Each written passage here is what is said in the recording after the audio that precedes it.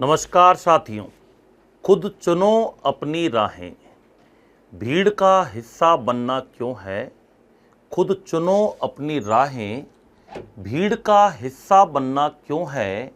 वो करो जो दिल कहता है, हर बात दूसरों की सुनना क्यों है। राहें भी तुम्हारी हैं, सपने भी तुम्हारे हैं, फिर किसी और का रास्ता पकड़ना क्यों है। उड़ने दो ख्वाबों को खुलकर, पिंजरे में खुद को रखना क्यों है। जी हाँ दोस्तों, सभी प्यारे विद्यार्थियों को मेरा नमस्कार, राधे राधे, जय श्री कृष्णा। मैं रवि भारद्वाज सभी विद्यार्थियों का साइंस की क्लास में हार्दिक स्वागत करता हूँ। दोस्तों, आज की खुशखबरी रीट 2025 के लिए बोल दिया गया है। 2025 में जनवरी माह के प्रथम या द्वितीय सप्ताह के अंदर रीट भर्ती परीक्षा आपकी होने वाली है दोस्तों। तो रीट की जो तैयारी करने वाले विद्यार्थी हैं, लेवल 1 और लेवल 2 वाले विद्यार्थी, वो तैयार हो जाइए दोस्तों अपने साथ। और इसमें विभिन्न टॉपिक्स के बारे में हम चर्चा करने वाले हैं। कुछ कई सारी बातें इस मैटर के अंदर हम करेंगे। एक बार आज का हम ये पहले टॉपिक पूरा करेंगे, जो हमारा वेस्ट मैनेजमेंट वाला पार्ट चल रहा था। रीट लेवल 2 के अंदर दोस्तों वेस्ट मैनेजमेंट नया पार्ट जोड़ा गया था। 100% क्वेश्चन आने की पूरी संभावना रहेगी। इसके अलावा वर्तमान में निकट भविष्य में होने वाली पशु परिचर भर्ती परीक्षा, जिसका लगभग सभी विद्यार्थी देते हैं दोस्तों। जब तक बेरोजगार हैं तब तक सारे पेपर हमें देने हैं। पशु परिचर वाले विद्यार्थी हैं, उनके लिए भी बहुत महत्वपूर्ण टॉपिक है। उनके लिए तो एक क्वेश्चन 2 क्वेश्चन यहाँ से 100% बनना है दोस्तों। वेस्ट मैनेजमेंट के बारे में कल हमने पढ़ना स्टार्ट किया था। कल वाली क्लास के अंदर हमने क्या पढ़ा था कि वेस्ट क्या होता है, इसका मैनेजमेंट कैसे किया जाए, वेस्ट मैनेजमेंट कितने टाइप्स के होते हैं, बायोडिग्रेडेबल वेस्ट कौन से होते हैं, नॉन बायोडिग्रेडेबल वेस्ट कौन से होते हैं। इन सारी चीज़ों की चर्चा के बारे में दोस्तों हम कल हमने पढ़ चुके थे। आज हम पढ़ने वाले हैं कि वेस्ट मैनेजमेंट के समापन की विधियां कौन सी हैं। तो दोस्तों बहुत ही शानदार महत्वपूर्ण छोटा सा टॉपिक है, स्वागत कीजिएगा इस टॉपिक का और पढ़ना स्टार्ट करते हैं। इस टॉपिक के बारे में क्या कहता है ये टॉपिक हमसे, तो यहाँ से आज हम पढ़ेंगे। यहाँ तक की चर्चा हम पहले कर चुके हैं। तो आज का हमारा पार्ट है ठोस अपशिष्ट के समापन की विधियां।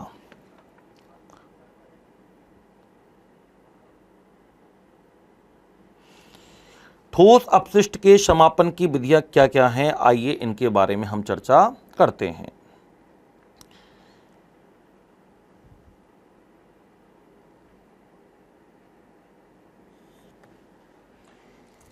जी हां, सबसे पहली विधि है जलाना, जिसे भस्मीकरण कहते हैं। इंपॉर्टेंट पार्ट है, याद रखना। जलाना जिसे भस्मीकरण कहते हैं, इंसिनरेशन। दूसरा पार्ट है पीसना, ग्राइंडिंग, और इसको पल्वराइजिंग कहा जाता है, ग्राइंडिंग कह सकते हैं। तीसरी विधि का नाम है दोस्तों स्वच्छ भूमि भराव, जिसे सैनिटरी लैंड फिलिंग कहा जाता है, इंपॉर्टेंट पार्ट है। चौथी विधि है ढेर लगाना, जिसे डंपिंग के नाम से जाना जाता है। पांचवी विधि है वृक्षोद्धार, जिसे साल्वेजिंग कहते हैं। छठी विधि है कंपोस्टिंग, जिसे कंपोस्टिंग खाद निर्माण के नाम से जानते हैं। कंपोस्टिंग विधि को क्या कहा जाता है, खाद निर्माण कहा जाता है। सातवीं विधि है न्यूनीकरण, जिसे रिडक्शन कहते हैं। आठ विधि है समुद्री समापन, इसे डिस्पोजल इन सी के नाम से जाना जाता है। ये 8 विधियां हमारी महत्वपूर्ण हैं, जिनके माध्यम से सॉलिड वेस्ट का मैनेजमेंट या उसका निपटान किया जा सकता है। सबसे पहली विधि दोस्तों आपके सामने है, जिसका नाम है, पहली विधि है दोस्तों क्या है, जलाना, या इसको इंसिनरेशन कहते हैं। इसे भस्मीकरण के नाम से जाना जाता है। क्या होता है दोस्तों भस्मीकरण विधि में? भस्मीकरण विधि में एक ठोस अपशिष्ट को एक विशेष प्रकार के डाइजेस्टर में डाला जाता है, जिसे भ्रमक कहते हैं, इंसिनरेशन के नाम से जाना जाता है। तो एक दोस्तों पार्ट होता है, एक तरीके से एक डाइजेस्टर टाइप का होता है, जिसमें जितना भी अपशिष्ट मटेरियल है उस सबको डाला जाता है। इसे क्या कहते हैं, भ्रमक कहते हैं। क्या कहते हैं, भ्रमक कहा जाता है। इसमें एक भट्टी होती है, जिसके बीच में एक जाली लगी रहती है, और सिरे पर क्या होती है दोस्तों, चिमनी होती है। क्या होती है, चिमनी। जैसा कि आप सामने देख पा रहे हैं, यहां पर देखो, ये हमारा पॉल्यूशन वगैरह जो है इधर से अपना क्रॉस हो जाएगा। यह है इंसिनरेटर, इसी को कहते हैं भ्रमक। क्या कहते हैं इसको, भ्रमक के नाम से जाना जाता है। जहां से एयर इसको मिल रही है, एयर की उपस्थिति में जलेगा, भ्रमक है। यहां पर देखो फिल्टर है, या फिर अपन इसको जाली कह सकते हैं। क्या कह सकते हैं? जाली कह सकते हैं। दो द्वार होते हैं इसमें, एक तो होता है निकास द्वार, एक होता है भरण द्वार। भरण द्वार को कहते हैं फीड डोर। भरण द्वार के माध्यम से इसमें ठोस अपशिष्टों को डाला जाता है और राख को निकालने के लिए, ऐश, ऐश मीन्स राख, राख को निकालने के लिए इसमें एक निकास द्वार होता है। क्या होता है दोस्तों? निकास द्वार होता है। राख को निकालने के लिए इसमें क्या होता है? निकास द्वार होता है। और एक इसमें दोस्तों भरण द्वार होता है। क्या होता है? भरण द्वार होता है। एक क्या होता है इसमें? भरण द्वार होता है, जिसके माध्यम से ठोस अपशिष्ट को लगातार इसमें डाला जाता है। ये इंसिनरेटर है, इसको बोलते हैं भस्मीकरण। सामान्य भाषा में दोस्तों हम भी घरों में भस्मीकरण का ही उपयोग करते हैं। देखा होगा आपने, आपके घर वाले जो होते हैं, आपकी मम्मी वगैरह हैं, सुबह के समय झाड़ू निकालते हैं। झाड़ू निकालने के बाद जो भी दिन भर का कचरा होता है, रात तक का कचरा होता है, उसे सुबह जाकर के तीली लगा करके जला देते हैं। ये दिस इज कॉल्ड इंसिनरेशन। इसी ही भस्मीकरण कहते हैं, इसे जलाना विधि कहते हैं। ये तो एक सामान्य तरीके से हम करते हैं, लेकिन इसी को हम वैज्ञानिक पद्धति से करें तो उस विधि को इस तरीके से दोस्तों आपके सामने प्रदर्शित किया गया है कि किस प्रकार से एक भ्रमक होता है, दो द्वार होते हैं, एक भरण द्वार होता है जिसे फीड गेट कहते हैं, जिसके माध्यम से ठोस पदार्थों को डाला जाता है। एक निकास द्वार होता है। निकास द्वार दोस्तों किसके लिए होता है? हमेशा याद रखना, राख निकालने के लिए होता है। जो ऐश बनता है अपशिष्ट पदार्थ, उसे निकालने के लिए काम में लाया जाता है। जब ये जलता है, इंसिनरेशन होता है, तो वायु में दोस्तों कार्बन डाइऑक्साइड, जल, नाइट्रोजन, सल्फर डाइऑक्साइड, ऐसे कई सारे अन्य अवयवों की इसमें क्या होती है? वृद्धि होती है। ऊपर क्या है? यहाँ पर पॉल्यूशन जो होता है, धुआं वगैरह है, वो बाहर निकल जाता है। तो इस प्रकार से मेथड जो अपनाया जाता है दोस्तों, इसको हम कहते हैं इंसिनरेशन मेथड। क्या कहते हैं? Incineration method. तो आप देख सकते हैं कि इसमें एक भट्टी होती है, बीच में एक जाली लगी रहती है, ऊपरी सिरे पर एक चिमनी बनी रहती है। मैंने बिल्कुल आपको एग्जैक्ट समझा दिया है डायग्राम से, तो इसको रटने की आवश्यकता ही नहीं है। कूड़ा डालने के लिए एक भरण द्वार होता है, फीड गेट। राख निकालने के लिए एक निकास द्वार होता है, बिल्कुल तकलीफ नहीं है। कार्बन डाइऑक्साइड, जल, नाइट्रोजन, सल्फर डाइऑक्साइड आदि अन्य अवयवों की क्या होती है? इसमें वृद्धि होती है। आगे हम बात करते हैं, इससे होने वाले वायु प्रदूषण को रोकने के लिए दोस्तों किसका यूज करते हैं? आर्द्र स्कवर का यूज करते हैं या स्थिर वैद्युत अवक्षेपक का यूज किया जाता है। क्वेश्चन आ सकता है कि भाई इंसिनरेशन मेथड में जो पॉल्यूशन होता है उसे रोकने के लिए किसका उपयोग करते हैं? तो आर्द्र अवक्षेपक का यूज किया जाता है। ये मेथड क्या कहलाता है? भस्मीकरण कहलाता है। क्या कहलाता है दोस्तों? भस्मीकरण के नाम से जाना जाता है। इसको स्थिर वैद्युत अवक्षेपक भी कहते हैं या इसको इलेक्ट्रोस्टैटिक प्रेसिपिटेटर के नाम से जाना जाता है। ये पॉल्यूशन को कम करने के लिए ऊपर लगाया जाता है। तो पहला मेथड हमारा कौन सा हो गया? भस्मीकरण हो गया, जिसे इंसिनरेशन कहते हैं या उसको जलाना विधि के नाम से जाना जाता है। सेकंड मेथड आता है दोस्तों हमारा पीसना, जिसको ग्राइंडिंग कहते हैं। क्या कहते हैं? ग्राइंडिंग। पीसने में क्या करते हैं? इस विधि में दोस्तों जितना भी सूखा कचरा होता है, जनरली हमारे घरों में दो प्रकार का कचरा निकलता है, सूखा कचरा, गीला कचरा। दोनों को हम डिफरेंट करके याद रखना, उसका मैनेजमेंट किया जाता है। हमेशा गवर्नमेंट भी हमें यही सलाह देती है, यही हमें पालना करने के लिए कहती है कि हमेशा दो डब्बे रखने चाहिए, गीला कचरा अलग रखना चाहिए, सूखा कचरा अलग रखना चाहिए, ताकि मैनेजमेंट करते समय तकलीफ पैदा नहीं हो। तो इस विधि में क्या करते हैं दोस्तों? ग्राइंडिंग के अंदर सूखे कचरे को महीन पीस लिया जाता है, जिससे क्या बन जाता है? पाउडर बन जाता है। हालांकि इस पाउडर में किसी भी प्रकार की कोई केमिकल रिएक्शन नहीं होती है, कोई भी रासायनिक प्रतिक्रिया नहीं होती है। इसका उपयोग खाद के रूप में कर लिया जाता है, परंतु थोड़ी जो खाद प्राप्त होती है वो निम्न श्रेणी की प्राप्त होती है, लो क्वालिटी की प्राप्त होती है। तो ये हमारी विधि क्या कहलाती है? पीसना कहलाती है, ग्राइंडिंग मेथड कहलाता है। तीसरी इंपोर्टेंट है दोस्तों, यहां से क्वेश्चन आ सकता है, एनसीईआरटी का पॉइंट है। तीसरी विधि का नाम है स्वच्छ भूमि भराव, जिसे सैनिटरी लैंड फिलिंग के नाम से भी जाना जाता है। सीधा इंग्लिश वाला टर्म भी हिंदी में पूछा जा सकता है कि सैनिटरी लैंड फिलिंग तकनीकी क्या है। पहली लाइन जो लिखी हुई है आपके सामने बेहद इंपॉर्टेंट है, एनसीईआरटी की लाइन है। क्वेश्चन आ सकता है कि स्वच्छ भूमि भराव सैनिटरी लैंड फिलिंग जो टेक्नोलॉजी है वेस्ट मैनेजमेंट के निपटान की, इसका यूज कौन सी विधि के स्थान पर किया जाता है? तो दोस्तों याद रखना, जो हमने पहली विधि पढ़ी थी भस्मीकरण, सामान्यतः जलाकर या भस्मीकरण जो हम किया जाता था पुराने टाइम पर, उस भस्मीकरण के स्थान पर वर्तमान में जिस विधि का उपयोग करते हैं उसे स्वच्छ भूमि भराव का विधि के नाम से जाना जाता है, सैनिटरी लैंड फिलिंग के नाम से जानते हैं। अब देखते हैं क्या होती है sanitary land filling. Sanitary land filling जो टेक्नोलॉजी है ये उन स्थानों पर अपनाई जाती है जहां पर भूमि सुधार हेतु एक तो पर्याप्त भूमि मिल जाए, स्तर मिल जाए, कुछ जमीन का टुकड़ा मिल जाए। ऐसा नहीं कि बहुत ज़्यादा जनसंख्या वहाँ पर रहती है, रेजिडेंस एरिया बहुत ज़्यादा है, पॉपुलेशन ज़्यादा है, डेंसिटी ज़्यादा है, वहाँ पर अपन को प्रॉपर स्पेस मिले नहीं, तो वहाँ पर स्वच्छ भूमि भराव विधि का यूज जनरली नहीं होता है। ऐसे स्थानों पर होता है जहाँ पर प्रॉपर लैंड हमें मिल सके। क्या करते हैं दोस्तों, इसमें ज़मीन के अंदर गहरे गड्ढे खोदे जाते हैं। उन गहरे गड्ढों में लगभग हम बात करें 2 मीटर की गहराई तक पूरे कचरे को फैला दिया जाता है। कचरे को फैलाते समय विशेष एक ध्यान ये रखते हैं कि मोटा कचरा जनरली नीचे होता है और जो बारीक कचरा है उसको ऊपर डाल देते हैं। जनरली हम बात करें कि जो मोटा कचरा होता है, जैसे ये आपके सामने सैनिटरी लैंड फिलिंग मेथड है। सैनिटरी लैंड फिलिंग मेथड में क्या करते हैं दोस्तों, जमीन के अंदर एक गड्ढा खोदते हैं। देखो ये डंप है, ये गड्ढा है, याद रखना। इस गड्ढे के अंदर हमने कचरा भर दिया। देखो ये आपके चॉकलेट के, ये आपके रेफर आ गए, ये आपके बर्गर पिज़्ज़ा का जो कोई पैकेट आ गया, ये सब कुछ आपके जो है कुरकुरे के पैकेट आ गए, चिप्स के पैकेट्स आ गए। ये देखो सब कुछ क्या है, वेस्ट मटेरियल है, पॉलीथीन वगैरह, प्लास्टिक, सब कुछ है इसके अंदर। गहरे गड्ढा खोदा जाता है 2 मीटर गहराई का।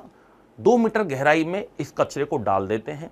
सबसे पहले ऊपर नीचे मोटा कचरा डालते हैं, ऊपर बारीक कचरा डालते हैं, और बारीक कचरा डालने के बाद लगभग 15 सेंटीमीटर मोटी मिट्टी की परत से इसको क्या कर देते हैं, ढक देते हैं। ऊपर इसके ऊपर मिट्टी की परत लगा देते हैं। देखो ये वाली जो परत है ना, ये मिट्टी की परत है। ये किसकी परत है, ये मिट्टी की परत कर देते हैं, लाइनिंग बना देते हैं, पूरी मिट्टी की परत इस पर जमा देते हैं। यानी मोटा कचरा नीचे होगा और बारीक कचरा कहाँ होगा दोस्तों, ऊपर होगा।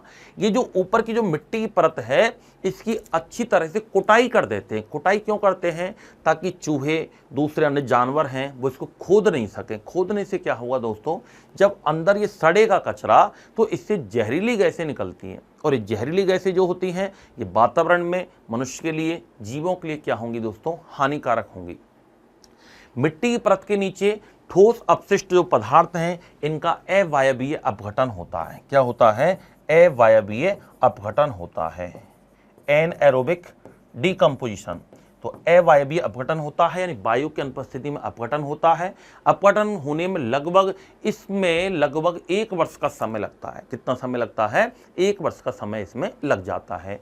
हालांकि ऐसी विधि में सतत निरीक्षण की आवश्यकता होती है, कंप्लीटली इसमें इंस्पेक्शन की आवश्यकता होती है, देखरेख की जरूरत पड़ती है। क्योंकि अगर चूहों के द्वारा, किसी जानवर के द्वारा किसी भी लाइनिंग के किसी भी छोर पर यदि खुदाई कर दी जाती है तो खुदाई करने से क्या होता है दोस्तों, उसमें से जो जहरीली गैसें होती हैं उनका रिसाव बढ़ जाता है। या फिर हम ये कह सकते हैं मिट्टी से इसको लेपित करते हैं। अब सूर्य का सनलाइट जो होता है, सूर्य का प्रकाश जब पड़ता है तो मिट्टी में कई बार दरारें पड़ जाती हैं, और दरारें पड़ने के कारण बहुत सारी गैसें हो सकती हैं, वाष्पशील पदार्थ हो सकते हैं, उनका रिसाव होता है, जो कि मनुष्यों के लिए क्या होते हैं, हानिकारक होते हैं। तो ये वाली जो विधि है दोस्तों, ये क्या कहलाती है, सैनिटरी लैंड फिलिंग कहलाती है। क्या कहलाती है, सैनिटरी लैंड फिलिंग कहलाती है।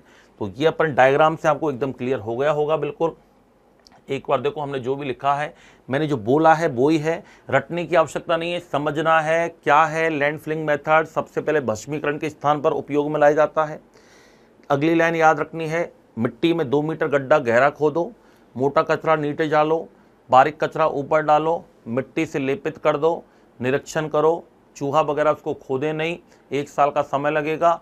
पूरा जो भी है आपका मटेरियल, वेस्ट मटेरियल, वो सारा डंप हो जाता है, और इसी को हम कहते हैं सैनिटरी लैंड फिलिंग मेथड। रटने की आवश्यकता नहीं है, अपन को समझना है 2 टप्पे बाद सैनिटरी लैंड फिलिंग क्या होता है, बस ये चीज़ें हमें क्लियर याद होनी चाहिए। मैंने वो ही लिखा है, एक बार आप पढ़ सकते हो। ये विधि खुले स्थानों पर लाकर ढेर लगाने के बदले अपनाई गई है, याद रखना। यानी भस्मीकरण के स्थान पर इसका यूज किया गया है, बता चुका हूँ, याद हो गया होगा। ये विधि उन स्थानों पर अपनाई जाती है जहाँ पर पर्याप्त स्थल मौजूद हो। गहरे गड्ढों में 2 मीटर की मोटाई में अच्छी तरह इसको फैला दिया जाता है। मोटा कूड़ा नीचे और बारीक कचरा ऊपर बिछाना चाहिए। 15 सेंटीमीटर मोटी मिट्टी परत से ढक दिया जाता है। एकदम सिंपल है, रटने की आवश्यकता ही नहीं है। मिट्टी की खुदाई कुटाई कर दें, चूहे वगैरह इसको नहीं खोद सकें। सतत निरीक्षण की आवश्यकता होती है, क्योंकि चूहे यदि खुदाई कर देंगे तो गैस और वाष्पिक पदार्थ इसमें से बाहर निकलते हैं। इस विधि को क्या कहते हैं, याद रखना, सैनिटरी लैंड फिलिंग नाम से जाना जाता है। चलिए नेक्स्ट विधि की हम बात करते हैं। चौथी विधि हमारी आती है ढेर लगाना। क्या नाम है, ढेर लगाना, जिसको डंपिंग कहते हैं। क्या कहते हैं, डंपिंग के नाम से जाना जाता है। दोस्तों ढेर लगाना विधि क्या है, डंपिंग मेथड क्या है? भारत में सबसे ज़्यादा ये विधि प्रचलित है, क्योंकि ये विधि एक तो सबसे आसान है और कम खर्चीली होती है। याद रखना, सबसे आसान है और सबसे कम खर्चीली होती है। जनरली हम अपने गाँव में जो काम में लेते हैं वो ढेर लगाना विधि का यूज ज़्यादा करते हैं। क्या करते हैं, हमारा घर यहाँ है, हमारे आसपास हमारे पूर्वजों की कब्जा की हुई यदि 10 फीट ज़मीन भी कहीं पर है, तो हम जनरली हमारा सारा कचरा वहीं पर ले जा कर के डालते हैं। चाहे पड़ोसी को मच्छर खाएं, चाहे उसे बीमारियां पैदा हों, चाहे उसे स्मेल आए, बदबू आए, इससे हमें कोई मतलब नहीं रहता। बस हमें यह है कि भैया ये हमारी ज़मीन है, ये हमारा लैंड है, ये हमारी टुकड़ा है, इस पर हम ज़मीन डालेंगे, इस पर कचरा, ये हमारा अधिकार है इस पर, इसको हम जानते हैं। जनरली घरों में जितना भी फलों के छिलके, सब्जियों के छिलके, गोबर, मलमूत्र जो भी निकलता है वो सब कुछ पड़ोसी के सामने डाल के आ जाते हैं हम। बस हमारी जगह होनी चाहिए थोड़ी सी वहाँ पर। ये डंपिंग मेथड है जो जनरली हम करते हैं। आपको सामान्य भाषा में कहीं कहते हैं घूरा कहते हैं, या गोबर यार्ड कहा जाता है उसको, गोबर का स्थान वो बोल सकते हैं, घूरा वगैरह कुछ व्यवहारिक भाषा में आप क्षेत्रीय भाषा में बोलते होंगे, समझ गए होंगे। उसको होते हैं ढेर लगाना, डंपिंग मेथड कहते हैं, जो कि जनरली हमारे इंडिया के अंदर सबसे ज़्यादा प्रचलित है। गाँवों के अंदर आज भी इस विधि के द्वारा ही निपटान किया जाता है। जो भी गोबर कचरा वगैरह जितना भी निकलता है, महिलाएं सुबह सुबह जाकर के किसी के भी सामने जाकर जहाँ जो स्थान होता है वहीं पर जाकर फेंक करके आ जाते हैं। होता क्या है, इसमें हल्का सा गड्ढा होता है उस जगह पर, आपने देखा होगा, वहाँ पर डेली जितना भी वेस्ट मटेरियल निकलता है हमारे घर का सारा कुछ अपन वहाँ पर डाल देते हैं। बारिश आती है, बारिश का पानी इसमें पड़ता है, वो सड़ने लग जाता है। सड़ने के दौरान खाद फैलती है, खाद बन जाती है। उस खाद का उपयोग अपन खेतों के रूप में कर लेते हैं। जब तक खाद बनती है तब तक पड़ोसी को स्मेल आती रहती है, बदबू के कारण साला मर जाता है, उससे हमें कोई टेंशन नहीं। ये हमें ऐसा ही हम करते आ रहे हैं और ऐसा ही अपन कर रहे हैं जनरली, इसलिए विधि सबसे ज़्यादा इंडिया के अंदर प्रचलित है। लेकिन इससे याद रखना दोस्तों, हानि क्या है, खुला रहता है, ये ओपन रहने के कारण वातावरण में पॉल्यूशन फैलता है, प्रदूषण फैलता है, स्वास्थ्य संबंधी समस्याएं उत्पन्न हो सकती हैं। कागज़ प्लास्टिक की थैलियाँ हवा के कारण उड़ करके इधर उधर चली जाती हैं, डेली प्रवेश कर जाती हैं पड़ोसी के घर में, लेकिन हमें उसकी चिंता नहीं होती। तो ये ढेर लगाना डंपिंग मेथड सिंपल मेथड है, कोई खास बात नहीं है। लेकिन जब दोस्तों प्रश्न आएगा ना, तब हम उसका आंसर नहीं दे पाते कि यार इसका सही टर्म क्या है। इसे पूछ लिया कि भारत में सर्वाधिक प्रचलित विधि जिसमें घरों के कचरे को, बायोमास को किसी नॉर्मल गड्ढे के अंदर डाल दिया जाता है, क्या कहलाती है? तो इसको डंपिंग मेथड कहते हैं, ढेर लगाना विधि कहते हैं। तो ये है ढेर लगाना विधि। जो मैंने बोला है सेम लिखा हुआ है, कोई तकलीफ नहीं है। मेन चीज़ समझना है, रटना है, कोई टेंशन वाली बात नहीं है। केवल हमें एक बार समझ में आ जाएगी चीज़, फिर हमें बार बार एक PDF देखने की जरूरत नहीं पड़ेगी। दोस्तों PDF लेने के लिए आप Bharadwaj science point telegram channel को ज्वाइन कर लें। हमारे टेलीग्राम चैनल जो कि आपके थंबनेल पर दे रखा है, इस टेलीग्राम चैनल को ज्वाइन करें और यूट्यूब चैनल को ज्वाइन करें, ताकि आपको समय समय पर नोटिफिकेशन भी मिलता रहे और इन सारी कंप्लीट चीज़ों के बारे में जानकारी हमें मिल सके।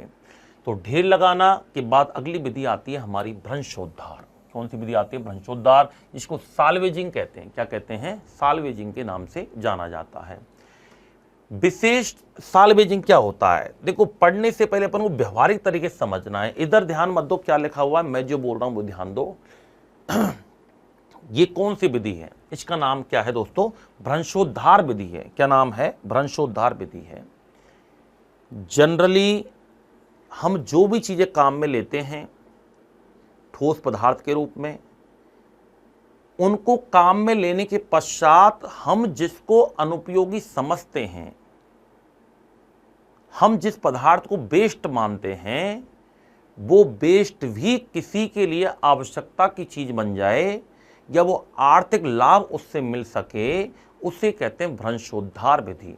जैसे आपने कुरकुरे चिप्स का पैकेट खाया, आपने पैकेट से चिप्स खा लिए और पैकेट को आपने फेंक दिया, क्योंकि आपने सोचा कि पैकेट तो वेस्ट है, इसकी तो कोई वैल्यू है ही नहीं, और बिल्कुल हमारी नज़र में उसकी वैल्यू नहीं है, इसलिए हमने उसको फेंक दिया।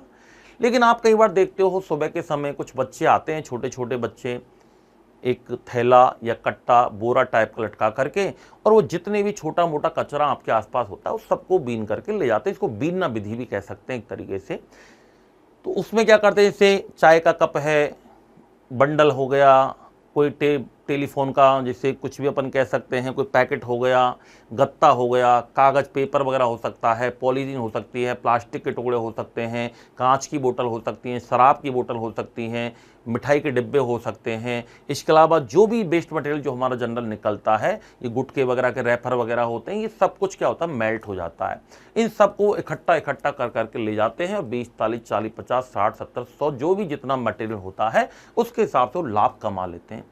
सोचो, हमने जिस मटेरियल को वेस्ट माना, उन्होंने उस मटेरियल को इकट्ठा किया और उससे भी आर्थिक लाभ प्राप्त कर लिया। इस विधि को कहते हैं भ्रंशोद्धार विधि। तो देखो, चीज सरल है, लेकिन जो नाम है इसका वो थोड़ा सा बच्चा वो ही कर पाएगा जिसने चीज को पढ़ा है। तो क्वेश्चन आ जाए कि विशेष ठोस पदार्थों का ठोस अपशिष्ट पदार्थों से पृथक्करण करना और फिर उसे लाभदायक तरीके से उपयोग में लेना क्या कहलाता है, भ्रंशोद्धार विधि कहलाता है। जो कचरा बीनने वाले बच्चे होते हैं, जो कचरा बीनते हैं, जैसा कि आपके सामने एक इमेज आपको शो कर रही है दोस्तों, इसमें आप देख पा रहे हो दो बच्चे हैं, दो बच्चे कुछ कचरे को बीनने के लिए यहाँ पर आए हैं। इसको बीनना विधि भी कहते हैं, याद रखना। कचरा खूब सारा पड़ा हुआ है, क्या क्या इनके लिए इंपॉर्टेंट हो सकता है, वो सारी चीजें दोस्तों ये बच्चे क्या कर रहे हैं, इसमें से यहाँ पर से उठा रहे हैं। और इस विधि को ही हम क्या कहते हैं दोस्तों, इस विधि को हम भ्रंशोद्धार विधि कहते हैं। क्या कहते हैं, भ्रंशोद्धार विधि के नाम से इसको जानते हैं। तो भ्रंशोद्धार विधि क्या है, एक तरीके से अनुपयोगी जो कचरा है, अवांछित हमारा कचरा है, उसमें से भी आर्थिक लाभ के लिए जो छोटे छोटे बच्चे लेते हैं उसको इकट्ठा कर करके आर्थिक लाभ प्राप्त करते हैं, वो विधि क्या कहलाती है दोस्तों, भ्रंशोद्धार विधि कहलाती है। क्या कहलाती है, भ्रंशोद्धार विधि कहलाती है। तो ये विधि थी हमारी भ्रंशोद्धार विधि। हालांकि ये जो भ्रंशोद्धार विधि है दोस्तों, ये विधि औचित्यपूर्ण नहीं मानी जाती है, क्योंकि ये बच्चों की स्वास्थ्य के लिए हानिकारक हो सकती है। आप भी देखते हो दोस्तों, अपशिष्ट पदार्थों में तो कई प्रकार के अपशिष्ट पदार्थ होते हैं। मेडिकल वेस्ट भी हो सकते हैं, उसके अंदर ई वेस्ट भी हो सकते हैं, कुछ ऐसे वेस्ट हो सकते हैं जो बॉडी के लिए हार्मफुल होते हैं, बीमारियां पैदा कर सकते हैं, संक्रमण पहुंचा सकते हैं, इन्फेक्शन पहुंचा सकते हैं। तो ये कार्य बच्चों के स्वास्थ्य के लिए थोड़ा सा हानिकारक होता है, इसलिए ये विधि औचित्यपूर्ण नहीं मानी जाती है। तो ये विधि क्या कहलाती है, भ्रंशोद्धार। नाम इंपॉर्टेंट है, याद रखिएगा। चलिए आगे बात करते हैं। अगला मेथड जो हमारा आता है वो है दोस्तों कंपोस्टिंग मेथड। क्या नाम है, कंपोस्टिंग मेथड। 6 नंबर पर। हाँ जी, कंपोस्टिंग मेथड। कंपोस्टिंग मेथड क्या है, कंपोस्टिंग मेथड में क्या होता है दोस्तों, इसको खाद निर्माण विधि कहते हैं। क्या कहते हैं इसको, खाद निर्माण विधि के नाम से जाना जाता है। कंपोस्टिंग मेथड में क्या होता है, सबसे पहले जितना भी कूड़ा करकट होता है, ध्यान से सुने, इसकी तरफ ध्यान कम दें, ये आपको पीडीएफ मिल जाएगी। Bharadwaj science point telegram channel को ज्वाइन कर लें, वहाँ पर आपको पीडीएफ उपलब्ध हो जाएगी, याद रखना। और आप इजीली यहाँ से नोट्स बना सकते हैं। कंप्लीट आपको पीडीएफ मिलेगी, तो पीडीएफ से हम नोट्स प्रिपेयर कर सकते हैं। याद रखना, जब भी आप कोई वीडियो देखते हैं ऑनलाइन, हमेशा उसको अपनी लैंग्वेज के रूप में ज़रूर लिखें, ताकि बार बार वीडियो सॉल्यूशन आपको देखना नहीं पड़े, बार बार वीडियो नहीं खोलना पड़े। दोस्तों, जहां पहली बार आप 1 घंटा दे रहे हो किसी वीडियो के लिए, अगली बार उस मैटर के लिए आपको आधा घंटा ही देना है, फिर अगली बार उसको 15 मिनट ही देना है, और एग्जाम से पहले उसको 5 मिनट में भी पढ़ के जाना होता है। इसलिए हर चीज़ को विद्यार्थियों को नोट करना बहुत ही ज़रूरी होता है। केवल लीड लगा के सोने नहीं, लिखना भी चाहिए। ये चीज़ें सरल होती हैं, लगती सरल हैं, लेकिन नोट्स प्रॉपर बनाएं, टॉपिक आपका तैयार हो जाएगा। जिस एग्जाम में आएगा कंप्लीट जानकारी हमारे पास देने वाले हैं। कंपोस्टिंग की बात करें हम, कंपोस्टिंग में क्या होता है, कूड़ा करकट में उपस्थित कार्बनिक पदार्थों को जैव रासायनिक क्रिया द्वारा अपघटन करने पर जो ह्यूमस बनता है, खाद बनता है, उसे क्या कहते हैं? कंपोस्ट खाद कहते हैं। तो जितना भी कूड़ा करकट होता है, जितना भी कूड़ा करकट होता है दोस्तों, इस कूड़ा करकट में उपस्थित इसमें क्या पाए जाते हैं? कार्बनिक पदार्थ होते हैं। और ये कार्बनिक पदार्थ दोस्तों कौन सी क्रियाओं के द्वारा? जैव रासायनिक क्रियाओं के द्वारा। इसके द्वारा जैव रासायनिक क्रियाओं के द्वारा इनका क्या होगा? अपघटन। अपघटन होने पर क्या बनेगा दोस्तों? ह्यूमस बनेगा। क्या बनेगा? ह्यूमस बनेगा, या इसको क्या कहते हैं? खाद कहते हैं। इस विधि को ही हम कहते हैं कंपोस्टिंग। क्या कहते हैं? कंपोस्टिंग। कंपोस्टिंग विधि में दोस्तों उर्वरक शक्ति जो होती है, फर्टिलाइजर पावर जो होता है, वो बहुत ज़्यादा होती है और ठोस अपशिष्ट के समापन की एक अच्छी विधि होती है। याद रखना, ठोस अपशिष्ट के समापन की एक अच्छी विधि किसे माना जाता है? कंपोस्टिंग मेथड को माना जाता है। किसको माना जाता है? कंपोस्टिंग मेथड को मानते हैं। अगला हम बात करें, इस विधि से व्यर्थ गैस पदार्थ अत्यंत उपयोगी पदार्थ में परिवर्तित हो जाते हैं। इस विधि से जो व्यर्थ गैस पदार्थ होते हैं वो एक उपयोगी पदार्थ में परिवर्तित हो जाते हैं। इस तरह खाद में लगभग 0.3% क्या होता है? नाइट्रोजन। 0.5% से 0.8% क्या होता है? फास्फोरस होता है। 0.6 से 0.9% क्या होता है? पोटेशियम पाया जाता है। क्या पाया जाता है? पोटेशियम पाया जाता है, जो कि पादपों के लिए एक आवश्यक तत्व का काम करता है। तो कंपोस्टिंग मेथड में जो खाद बनती है उसमें नाइट्रोजन भी होता है, उसमें फास्फोरस भी होता है, उसमें पोटेशियम भी होता है। कंपोस्ट खाद बनाने की कई विधियां भारत में प्रचलित हैं। जैसे हम बात करें, पहली विधि है बंगलौर विधि, या इसको कहते हैं अवायुजीवी विधि। अब दोस्तों यहाँ से एक बात इंपॉर्टेंट स्टार्ट हो जाती है। कंपोस्टिंग विधि में भारत के अंदर कंपोस्टिंग विधि के लिए कई सारी टेक्नोलॉजी अपनाई जाती हैं, जिसमें एक तो आती है बेंगलोर मेथड, एक आता है दोस्तों इंदौर मेथड, एक आती है नाडेप विधि। क्या है, इनके नाम क्यों पड़े, इनके बारे में हम चर्चा करते हैं। सबसे बेंगलोर विधि, सबसे पहले बेंगलोर विधि क्यों कहते हैं इसको? क्योंकि दोस्तों एल.एन. आचार्य जी ने Indian Institute of Science Bangalore में इसका प्रतिपादन किया था, इसका विकास किया है। बेंगलोर विधि को अवायुजीवी विधि क्यों कहते हैं? क्योंकि इसमें अवायवीय जीवाणु की आवश्यकता होती है, ऑक्सीजन की अनुपस्थिति में विघटन होता है, इसलिए इसको अवायुजीवी विधि के नाम से जाना जाता है। इसके प्रतिपादक कौन है दोस्तों? एल.एन. आचार्य हैं। विकास Indian Institute of Science Bangalore में किया है, इसलिए इसको बेंगलोर विधि के नाम से जानते हैं। इंपॉर्टेंट है भैया, पशु परिचर के लिए भी और रीट के लिए भी, और जहां जहां टॉपिक आता है वहां वहां ये चीजें इंपॉर्टेंट हैं। याद रखना, क्वेश्चन यहां से जरूर आएगा। तो बेंगलोर विधि में क्या होता है, अब हम बात करते हैं बेंगलोर विधि में होता क्या है, बेंगलोर विधि क्या होती है। ये तो हमने पढ़ लिया कि बेंगलोर विधि में कि प्रतिपादक कौन है? एल.एन. आचार्य हैं। बेंगलोर में इसका विकास किया था। इसे दोस्तों खाद निर्माण की शहरी विधि कहते हैं। क्या कहते हैं इसको? खाद निर्माण की शहरी विधि कहते हैं। शहरों में इसका यूज किया जाता है, उससे खाद बनता है। क्या होता है दोस्तों इसमें? जैसे कूड़ा करकट पड़ा हुआ है बहुत सारा, उसमें से सबसे पहले जैसे प्लास्टिक है, चमड़ा वगैरह है, कुछ ऐसे पदार्थ हैं, शीशे वगैरह हैं, इनको हाथ से क्या कर लेते हैं? अलग कर लेते हैं पहले तो। फिर इन्हें क्या करते हैं? गहरे गड्ढों में भर दिया जाता है। इसके अंदर पर्याप्त थोड़ी सी नमी जो होना जरूरी है, कुछ कार्बनिक पदार्थ होना जरूरी है, और ऊपर से क्या कर देते हैं? इसको मिट्टी से ढक देते हैं, मिट्टी से लेपित कर दिया जाता है। इस तरह से इसमें लगभग 4 से 6 महीने 7 महीने का लगभग समय लगता है, और 4 से 6-7 महीने के आसपास लगभग जो कार्बनिक पदार्थ हैं वो नमी की उपस्थिति में जो कूड़ा करकट है उससे क्या बन जाती है दोस्तों? खाद बन जाती है। याद रखना, इसमें मिट्टी से ढका जाता है। इसमें किससे ढका जाता है? मिट्टी से। जैसे हम बात करें, ये मिट्टी के अंदर गड्ढा है, इसके अंदर ये सारा के सारा कचरा जो है ये पड़ा हुआ है, मोटा मोटा कचरा जो पड़ा हुआ है।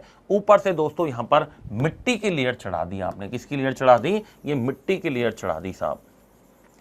अब ये अंदर सड़ेगा, इसमें लगभग 4 से 6 महीने का समय लगता है, और इससे कंपोस्ट खाद बन जाती है। फिर इसका उपयोग अपन अपनी खेती में कर लेते हैं। ये तो कहलाती खाद निर्माण की शहरी विधि, या इसे कंपोस्टिंग मेथड, या इसे बेंगलोर मेथड के नाम से जाना जाता है।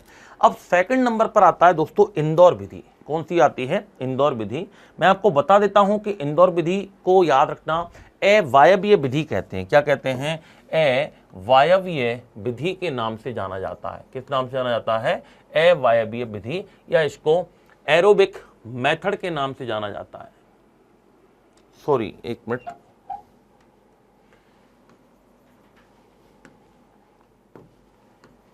इंदौर विधि को किस नाम से जाना जाता है? बायबीय मेथड, या इसको एरोबिक मेथड के नाम से जाना जाता है। यही महत्वपूर्ण अंतर है। क्वेश्चन है बेंगलोर विधि और इंदौर विधि में महत्वपूर्ण अंतर क्या है? तो बेंगलोर विधि और इंदौर विधि में महत्वपूर्ण अंतर यह है कि बेंगलोर विधि में तो कचरे को मिट्टी से ढक देते हैं, जबकि इंदौर विधि में कचरे को मिट्टी से ढका नहीं जाता है। कचरे को ओपन छोड़ते हैं, खुला छोड़ते हैं। गड्ढों में कचरा जो डालते हैं, क्या करते हैं इसमें, जैसे गड्ढा खोद लिया, गड्ढे के अंदर कचरा आपने डाल दिया, 5, 7, 8 दिन तक उसको रखे रहने देते हैं। फिर क्या करते हैं, उसको उलट पुलट किया जाता है। उलट पुलट करके उसको हवा लगती है बाहर की, हवा की उपस्थिति में रखना, यानी वायु के संपर्क में आने पर संपूर्ण अपशिष्ट जो मिश्रण है, अपशिष्ट पदार्थ है, उनको अच्छी तरीके से मिक्स किया जाता है, जिससे उसमें कुछ मौजूद लार्वा हो सकता है, रोगाणु हो सकते हैं, जीवाणु हो सकते हैं, कीटाणु हो सकते हैं, वो मर जाते हैं। इस विधि को कहते हैं इंदौर विधि, और ये वायु की उपस्थिति में होती है, इसलिए इसे वायवीय विधि कहते हैं, एरोबिक मेथड कहते हैं। इससे प्रतिपादक कौन है दोस्तों? इसके प्रतिपादक हैं सर अल्बर्ट हावर्ड तथा यशवंत डी बार्ड। ये 1920-30 के अंदर दोस्तों इस विधि का यूज किया गया था। Sir Albert Howard and Yeshwant D बार्ड के द्वारा दी गई है दोस्तों। इंदौर के अंदर इसका विकास हुआ था, इसलिए इसे इंदौर विधि के नाम से जाना जाता है। तो दो विधि हमने पढ़ी है कंपोस्टिंग में, पहली बेंगलोर विधि, दूसरा कंपोस्टिंग विधि। बेंगलोर विधि में क्या किया जाता है, गड्ढा खोदते हैं, कचरा डाल देते हैं, मिट्टी से ढक देते हैं, 4 से 6 महीने में खाद बन जाता है। This is called Bangalore method. And Indore method क्या है? इंदौर मेथड में दोस्तों हवा लगने देते हैं, जबकि बेंगलोर मेथड में हवा नहीं लगती है। मेन अंतर यही है, इसीलिए बेंगलोर मेथड को अवायुजीवी कहते हैं और इंदौर विधि को वायुजीवी के नाम से जाना जाता है। तो इंदौर विधि में क्या करते हैं, गड्ढे को खुला छोड़ते हैं, कचरे को उलट पुलट करते हैं, ताकि एयर की उपस्थिति में कचरे में उपस्थित लार्वा, कीटाणु आदि मर जाते हैं। उसी को हम क्या कहते हैं, इंदौर विधि या वायवीय विधि के नाम से जानते हैं।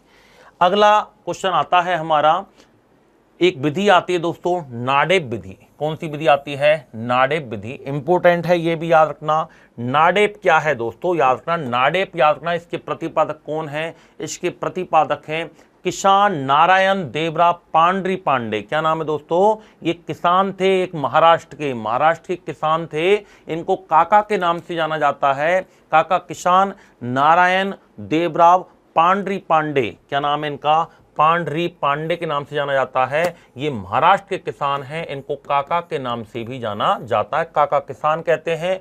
तो NA नारायण, DE देवरा, P4 पांडरी पांडे, इन किसान ने इस विधि के बारे में बताया था, इसलिए इसको नाडेप विधि के नाम से जानते हैं। क्या करते हैं दोस्तों इस विधि में? इस तकनीकी में जमीन पर टांका बनाया जाता है। क्या बनाया जाता है? जमीन पर टांका बनाया जाता है। और टांका का मतलब होता है, इससे ईंटों का एक दीवार टाइप की बना देते हैं, जिसे कोई टैंक होता है, टंकी होती है हमारी पानी की, इस तरीके से ईंटों से चुनकर बनाते हैं। बीच बीच में थोड़ा सा स्पेस छोड़ देते हैं ताकि उसको एयर लगती रहे, हवा मिलती रहे। फिर उसमें क्या करते हैं, गोबर वगैरह डालते रहते हैं, गोबर का इस्तेमाल करते हैं, और उससे कम गोबर में ज़्यादा मात्रा में खाद उत्पन्न हो जाती है। लगभग 3 से 4 महीने का समय लगता है। इसमें नाइट्रोजन, फास्फोरस, पोटेशियम, ये तीनों क्या होते हैं दोस्तों? उपस्थित होते हैं। क्या होते हैं? नाइट्रोजन, फास्फोरस, पोटेशियम, तीनों क्या होते हैं? उपस्थित होते हैं। आपको बता देता हूं, NPK, इन तीनों को दोस्तों क्रांतिक तत्व कहते हैं। क्या कहते हैं? क्रांतिक तत्व कहते हैं। ये परिवर्तन ला देते हैं, ये भूमि के उपजाऊपन को बढ़ाते हैं, इसलिए इन्हें क्रांतिक तत्व के नाम से भी जाना जाता है। और इनका निर्माण नाडेप विधि के अंदर होता है। तो नाडेप विधि क्या है?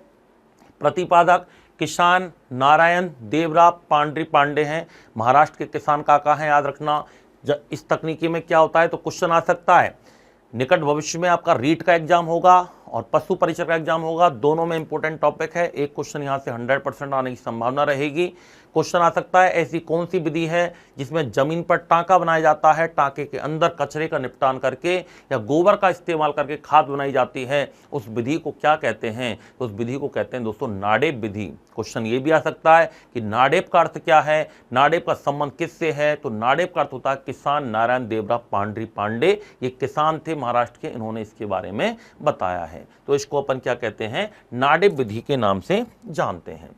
अगला क्वेश्चन, अगला जो हमारी विधि आती है दोस्तों, उसका नाम है न्यूनीकरण, या इसको रिडक्शन मेथड कहते हैं। क्या कहते हैं, रिडक्शन मेथड कहते हैं। न्यूनीकरण विधि में क्या कहते हैं, ये हमारे 7वें नंबर पर वेस्ट मैनेजमेंट की विधि है।